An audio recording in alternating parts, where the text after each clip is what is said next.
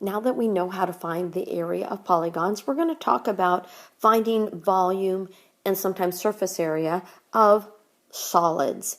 And the first solids that we're going to look at are prisms and cylinders. A right prism is a prism where each lateral edge is perpendicular to both bases. So let's look at our little diagram here. And I've highlighted what I'm going to call the bases in this. That would be my top and my bottom. There are two congruent polygons that are on different planes. And in a prism, all of the side edges are called lateral sides. And they are perpendicular to the bases in a right prism. So the bases are two congruent parallel polygons, not sides.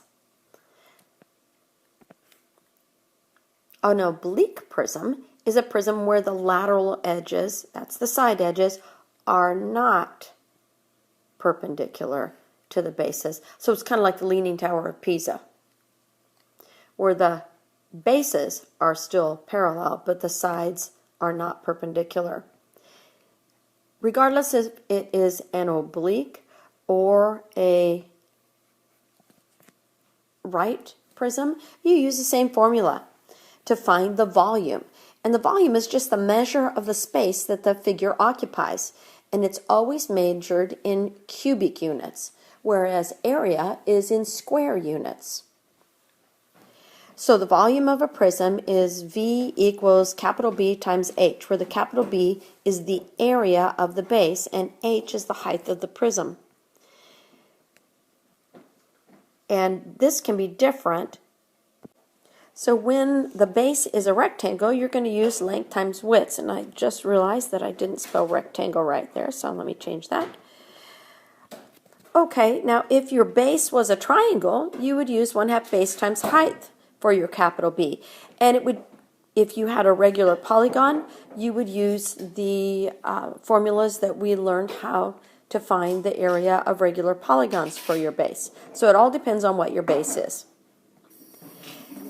In this particular one, we're going to find the volume of a rectangular prism. So our capital B is going to be 1/2 base times height. And the volume for a prism is the area of the base times the height. So we're going to replace our capital B with 1/2 base times height. And then we have the height of our prism. Now looking at this prism and this formula, you notice that you have two H's. Well, the second H is the height of the prism, which is 5. And the first H is the height of the triangle. So don't get confused by that. So we're going to say 1/2 times the base, which is 3, times 1.5, which is the height of the triangle. And then we're going to multiply it by 5, which is the height of the prism. Put that all in our calculator, and we're going to get 11 1/4 or 11.25 centimeters cubed. So be careful with the cubed. And read carefully how they want you to answer it in Math Excel, whether as a fraction or a decimal. Now, the next solid that we're going to look at is cylinders. A cylinder is a solid with a congruent circular bases. So the bases are circles, and of course they lie in parallel planes. Sorry about that. Someone turned on the TV.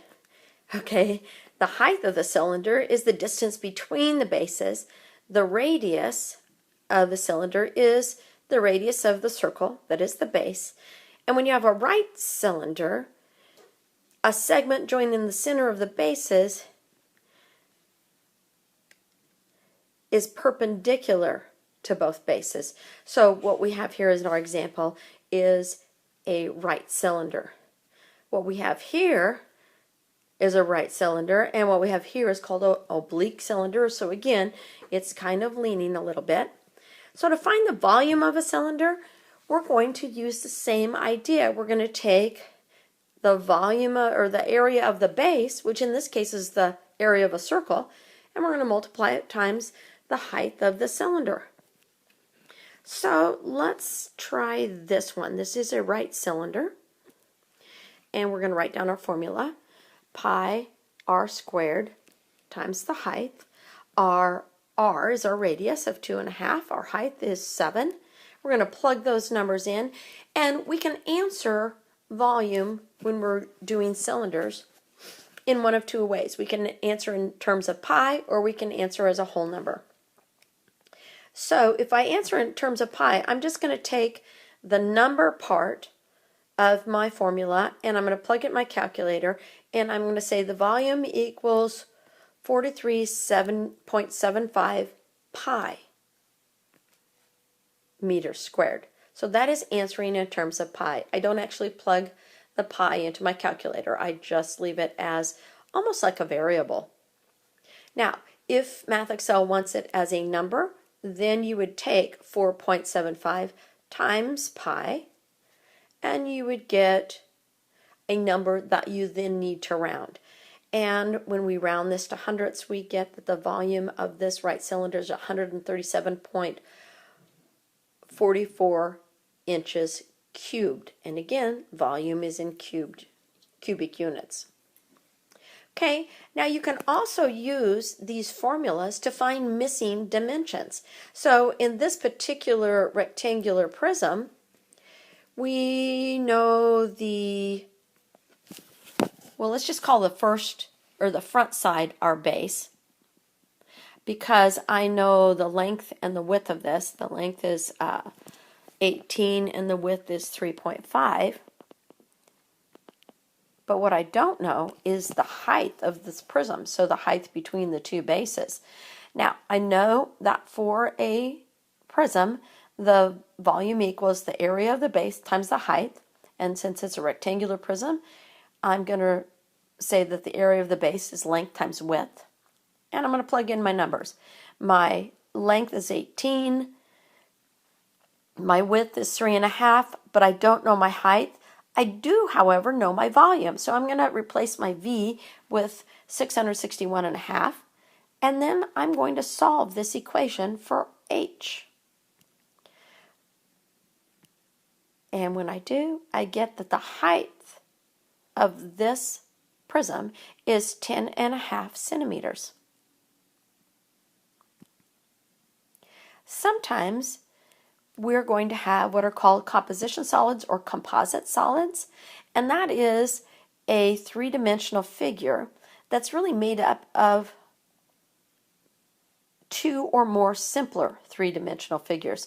So in looking at this, you can see that it's really two rectangles, one set on its side and one laid down. So my first rectangular prism, I'm going to call the front the base. So my length is 4 plus the little segment on the end, which is 3. So the length of that guy is 7. The width is 3. And the height is 11. That's my first prism. Then my second prism is this little one that's laying up front. So you have to kind of mark it up so you can see it. My length on this one is 6. My width is 3. And again, my height will be 11. Now, in a composition or a composite solid, what you do is you find the volume of both simpler figures and you add them together. So the volume of my first prism is length times width times height. And I'm going to add that to the volume of my second prism, which is 6 times 3 times 11. And when I do the math, I get the volume of this composite figure is 429 centimeters cubed. All right, so all you're doing is applying formulas. I think that you're ready for your homework.